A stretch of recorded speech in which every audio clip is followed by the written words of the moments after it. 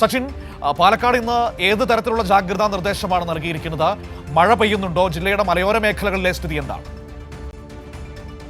പാലക്കാട് നഗരത്തിലടക്കം ഇന്ന് തെളിഞ്ഞ കാലാവസ്ഥയാണ്. എന്നാൽ മലയോര മേഖലയിൽ ഇടവിട്ട് മഴ പെയ്യുന്നുണ്ട്.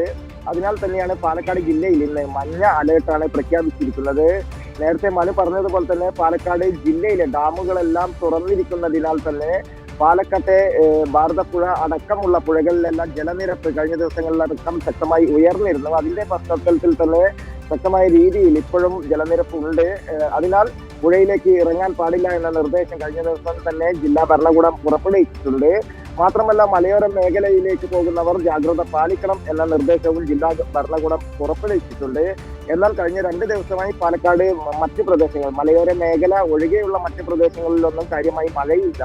ശക്തമായ രീതിയിൽ തന്നെ വെയിലുണ്ട്. എന്നാൽ മലയോര മേഖലയായ അട്ടപ്പാടി, നെല്ലിയാമ്പതി, പറമ്പിക്കുളം പോലുള്ള മണ്ണാർക്കാട് പോലുള്ള മേഖലകളിൽ മാത്രമാണ് ഇടവിട്ട് നിലവിൽ പാലക്കാട് ജില്ലയിൽ മഴ പെയ്തുകൊണ്ടിരിക്കുന്നത്.